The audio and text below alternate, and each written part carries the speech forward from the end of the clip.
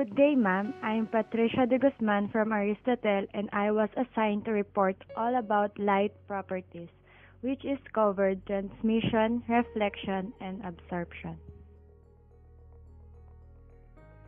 So, these slides show the summary of the whole PowerPoint or my report.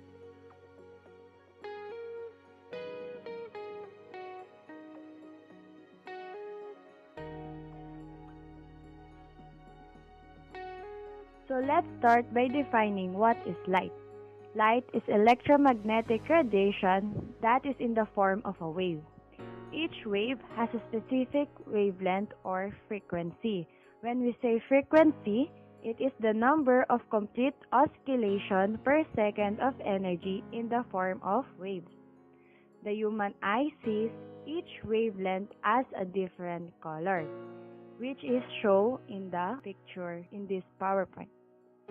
Rainbows show the entire spectrum of visible light. So we all know what the colors rainbows have, and that is the entire spectrum of visible light.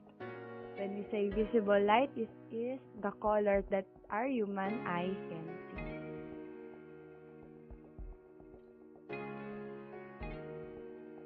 Next, light properties. When light reaches an object, different things can happen.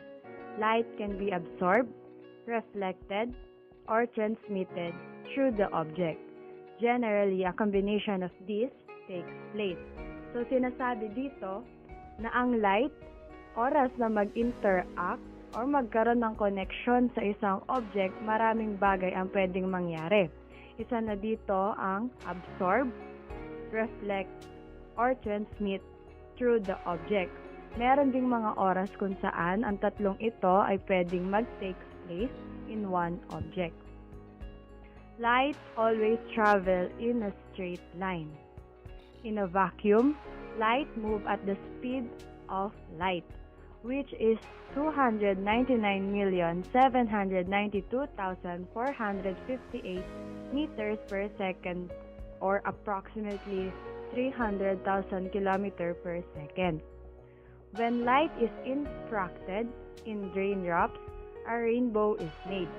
The raindrops act like a prism and refracts the light until we can see the color of the spectrum.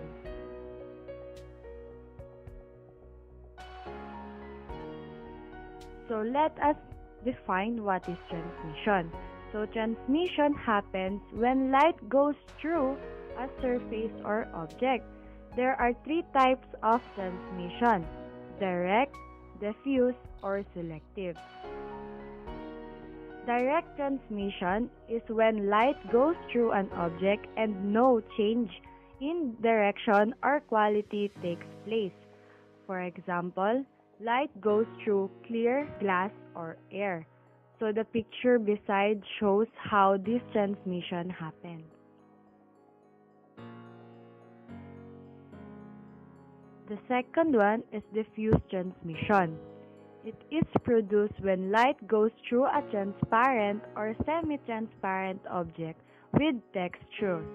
For example, frosted glass or drafting paper. Light, instead of going in one direction, it redirects to other direction.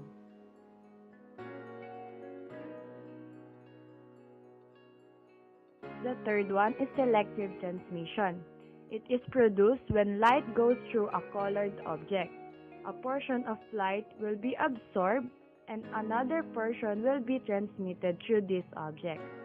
In the example, white light goes through a red surface. The green and blue are absorbed and only red is transmitted. As a result, we will only see red light in the other side.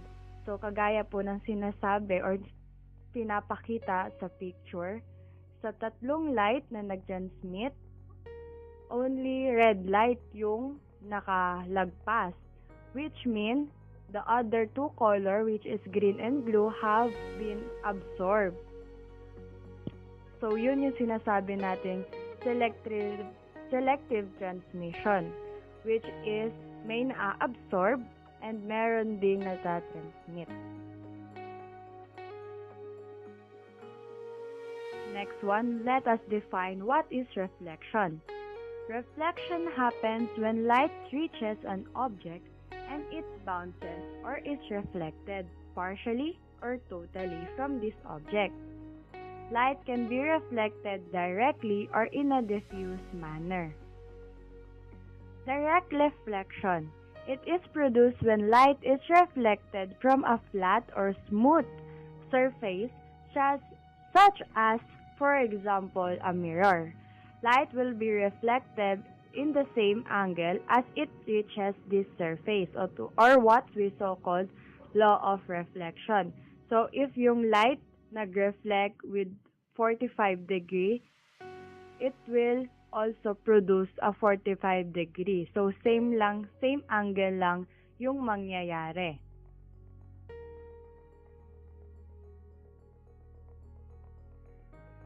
While diffuse reflection, it is produced when light reaches a surface or object which has texture such as, for example, a wall with texture. So hindi siya flat. A diffuse reflection will produce a softer light than that produced by direct reflection. It will also generate less contrast and clearer shade. So, pinapakita na yung visual niya dun sa picture design.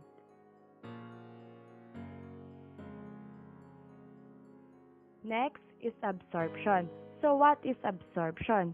Absorption of light occurs when an object does not reflect or transmit the light.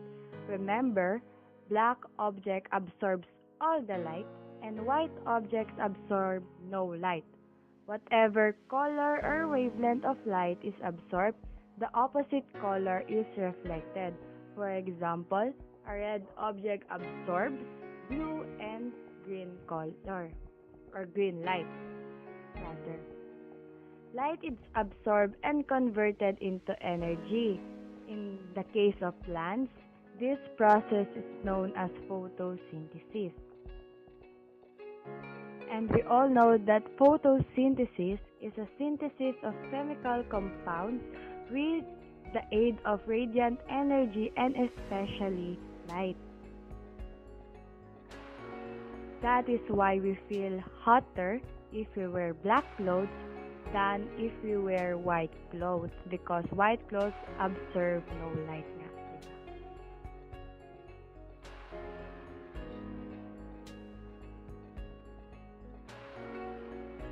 Lastly, refraction. So what is refraction? Refraction is when light travels from air into water. It slows down, causing it to change direction slightly. This change of direction is called refraction. When light enters a more dense substance, it bends more towards the normal line. For instance, if you put a pattern with a straight lines behind a glass of water, kagaya na sa picture sa gilid, it appears dense if you look through the glass. Example din, yung pag nasa swimming pool tayo, pag sinawsaw natin yung kamay natin sa pool while yung whole body natin is not, makikita nyo na parang baliktad or tabingi yung kamay nyo. It's either naging small or naging big yung kamay nyo.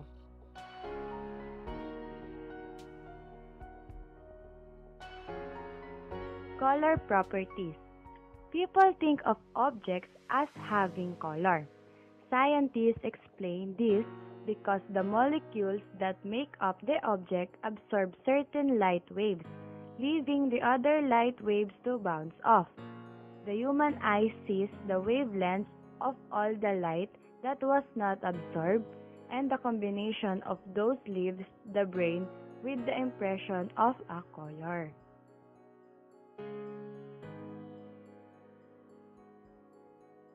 Then, we can conclude that first, the various forms of light, both visible and invisible, are the electromagnetic spectrum. Second, when something appears black, it is absorbing all the light. If an object appears white, none of the light is absorbed. Third, on a smooth surface, the light bounces back. at the same angle it hits the surface. Fourth, absorbed light transfer its energy into another form, like heat. And the last one is every color of light has a different wavelength. The shorter the wavelength, the more energy the light has. And that's the end of my report. I hope you learned something. Thank you so much.